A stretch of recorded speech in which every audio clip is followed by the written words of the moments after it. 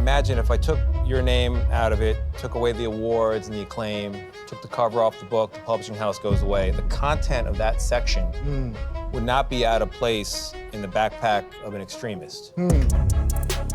What?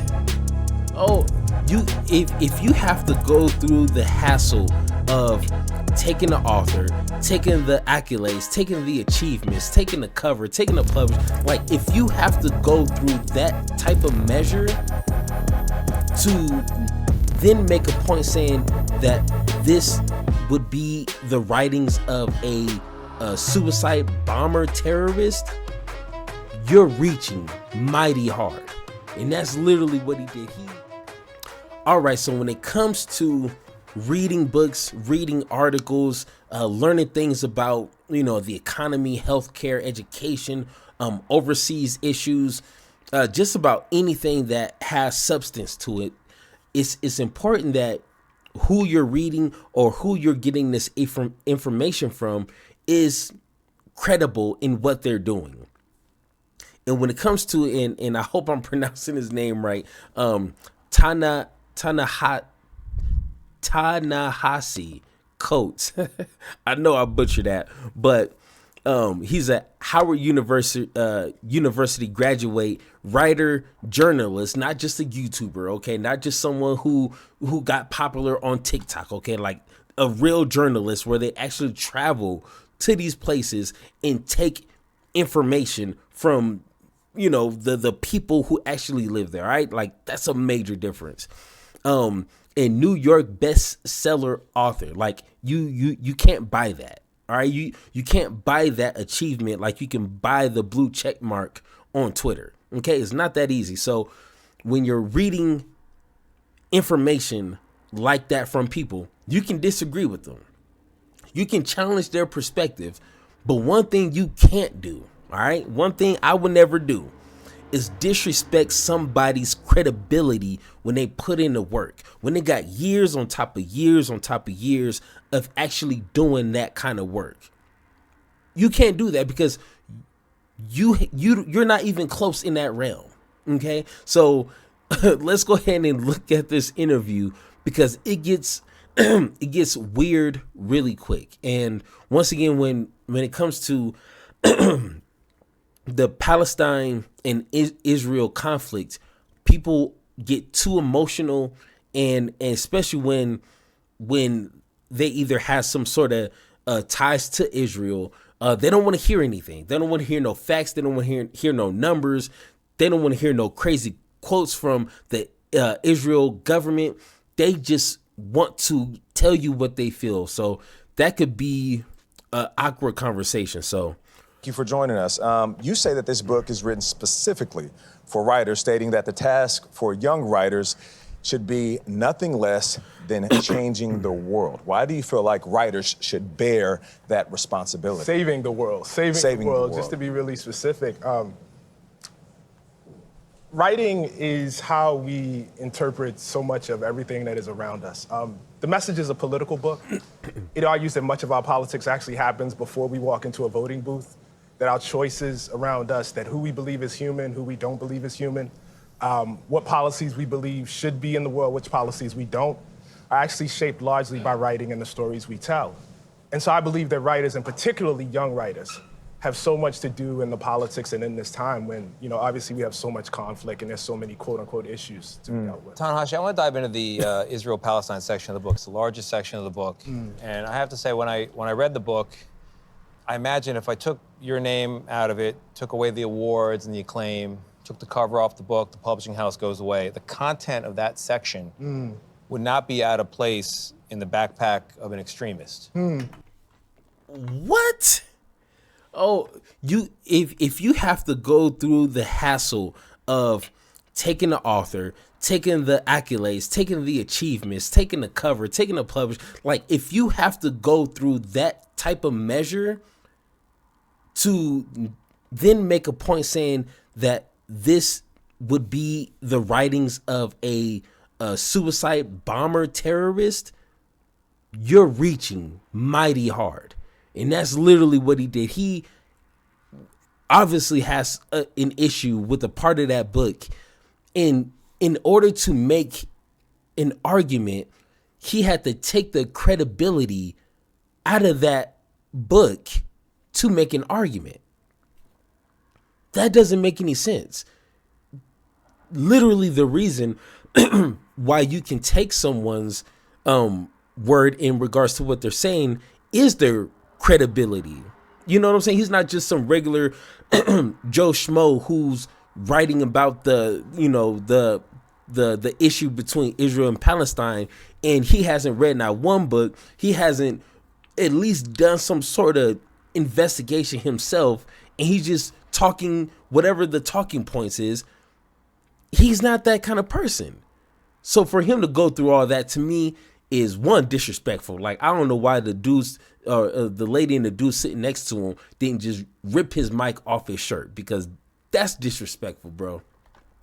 And so then I found myself wondering, why does Ta-Nehisi Coates, who I've known for a long time, read his work for a long time, very talented, smart guy, leave out so much? Why leave out that Israel is surrounded by countries that want to eliminate it? Why leave out that Israel deals with terror groups that want to eliminate it? Why not detail anything of the first and the second intifada, the cafe bombings, the bus bombings, the little kids blown to bits?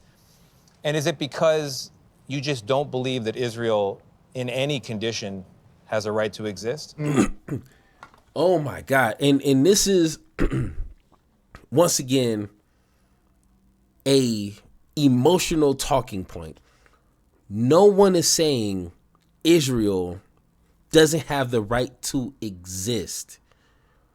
If you're talking about the innocent people on either side, the Israel and Palestinian people,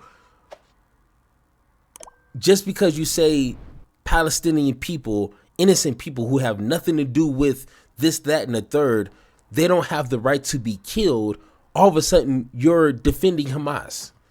I didn't even say any word that starts with the word H. But now you're telling me because I say Palestinian people deserve to not be occupied, oh, now I'm a Hamas defender, or I don't care about Israel people, or I don't think they have the right to exist. Like, how are they connecting these dots? We don't do that with any other conversation. We don't do that with the Ukraine and Russia war. If I say the Ukrainians have the right to defend themselves, I don't hear anyone saying, "Oh, so Russia don't have the right to exist." Like no, that's not what I'm saying. You know, so it's this emotional conversation that I noticed that these people want to engage in, because you can't argue emotion, because how you feel is how you feel. But when you start trying to talk about the facts and how many people have died, innocent people, at the hands of an Israel government that, I mean, they said it verbatim that they want to wipe out these people, then they're making it a emotional conversation. So that's literally what he's about to do. I just don't believe that Israel, in any condition, has a right to exist. Well, I would say the perspective that you just outlined, there is no shortage of that perspective in American media. That's the first thing I would say.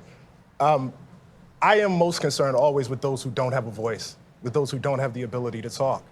I have asked... And that's literally what a journalist is supposed to do, or at least one of the jobs of a journalist and a writer is supposed to do, is get the voices of those who are not heard. And like you said, who is not on the side of Israel? Like, from Democrats and Republicans, like that's the one thing they would like in unison be in agreement in, is assisting Israel through thick and thin. Like, this is a tight-knit marriage that they have. Everyone is saying that Israel has the right to defend itself and has the right to exist. That is not an argument. So he said that very well. Repeatedly in my interviews, whether there is a single network, mainstream organization in America with a Palestinian American bureau chief or correspondent who actually has a voice to articulate their part of the world. I've been a reporter for 20 years. The reporters of those who believe more sympathetically about Israel and its right to exist don't have a problem getting their voice out. But what I saw in Palestine, what I saw on the West Bank, what I saw in Haifa in Israel, what I saw in the South Hebron Hills, those were the stories that I have not heard. And those were the stories that I was most occupied with. I wrote a 260-page book. It is not a treatise on the entirety of the conflict between the Palestinians and the Israelis. But if you were to read this book, you would be left wondering, why does any of Israel exist? What a horrific place, committing horrific acts on a daily basis. So I think the question is central and key. If Israel has a right to exist, and if your answer is no, then I guess the question becomes... Why would you assume or create a straw man argument that his answer is going to be no? He literally just said his book isn't the history of Israel and the Palestine war. Like, there's plenty of books talking about that from the left to the right side and everybody in between. There's not a shortage of information. Trust me, because I'm diving all up in it. There's plenty of people talking about it. His book isn't about just that singular crises. His book is talking about Africa, here, and what's going on in Gaza. And it's just the perspective that he wants to talk about. So it's like, what? Once again, this emotional conversation doesn't lead to anywhere. And he has to say your answer. And if your answer is no, he needs the answer to be no, because then he has no argument. If he says, I do believe Israel has the right to live, then what's his argument going to be? No, it's not. Like, come on. If Israel has a right to exist, and if your answer is no, then I guess the question becomes, why do the Palestinians have a right to exist? Why do 20 different Muslim countries have a right to exist? My answer is that no country in this world establishes its ability to exist through rights.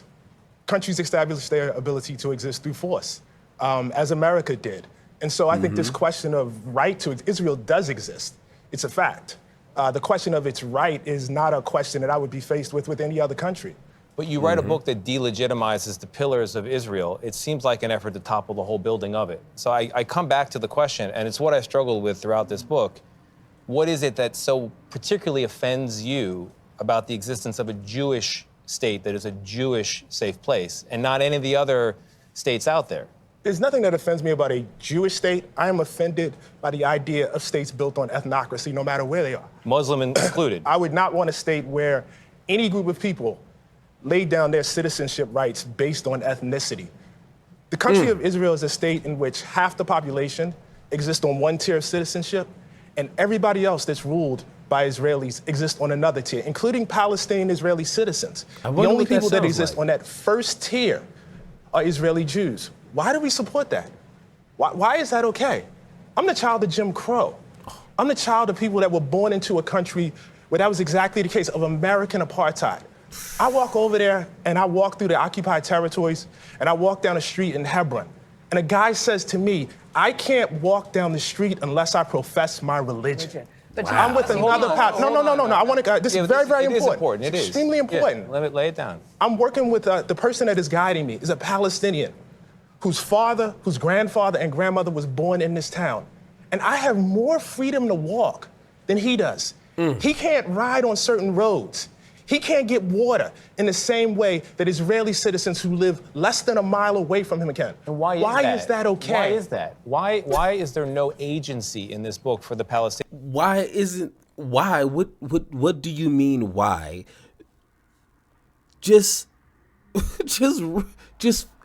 do a little research. You don't even have to dig that deep to figure out why that tier system exists in. Oh my God, come on, man. Like he got the suit and tie and got the legs crossed, got the little hairdo. Do better, bro. Don't be on live TV asking questions that you could have simply figured out. You read his book, go read some books, figure out that question, and then start to argue people's books and perspectives that they have. Like, come on now. Palestinians. They exist in your narrative merely as victims of the Israelis, as though they were not offered peace at any juncture, as though they don't have a stake in this as well. What is their role in the lack of a Palestinian I have a state? very, very, very, very moral compass about this. And again, perhaps it's because of my ancestry. Either apartheid is right or it's wrong. It's really, really simple. Either what I saw was right or it's wrong. I am, for instance, against the death penalty. What the person did to get the death penalty, it really doesn't matter to me. I don't care if they were selling a nickel bag of marijuana or if they were a serial killer. I am against the death penalty. I am against a state that discriminates against people on the basis of ethnicity. I'm against that. There is nothing the Palestinians could do that would make that okay for me. My book is not based on the hyper-morality What's the last of the message you Palestinian want people. in lessons? Because many people feel it's complicated. You say it's not complicated. Less than 20 seconds. What's your message? Less than 20 seconds. I want people to read the book. Well, Yeah. And I don't make the assumption that somebody would just read the book and have read nothing else about Israel Okay. and Palestine. You're still invited. Oh my gosh, man! Oh man, it's a weird conversation, but it does help yourself because then you're able to kind of lay a foundation of what you believe in and what your standards should be. But it feels like if people take the emotion out of even the history, and I know that could be a tricky thing because it is a lengthy history and it's a lot of people, and when I say people, more so the leaders on East Side doing horrific things, okay? But if you can be honest with yourself and look at the situation of Israel occupying Gaza, that is not okay by any stretch of the imagination. You don't have to go back 5 years, 10 years, 20 years, 100 years. Look at the situation now and ask yourself, is the Israel people safer occupying the Palestinian people? And the answer is no. I mean, you don't have to think too hard about that, okay? The answer is no, okay? Anytime that you're occupying and you're oppressing people, they're going to not like you. As simple as I can put it, they're not going to like you. You don't have to put a lot of brain power into figuring that out, okay? You're continuing to have people wanting to get to free themselves, okay? So long story short, because this is not, it's not that type of video, but we have to get the emotion out the conversation, and then we can probably be honest with ourselves, and then, I mean, maybe kind of sort of come up with a solution. I don't know, because people who are in power, they're getting paid millions of dollars to continue wars, to continue funding Israel, and unfortunately, the American people have no say in that because they do what they want when they got money. So once again, if you guys think I'm wrong and you think Mr. Coates is some sort of Hamas defender, I don't know. You're gonna figure out something to say, right? Let me know in the comments down below. And like always, let's have that conversation.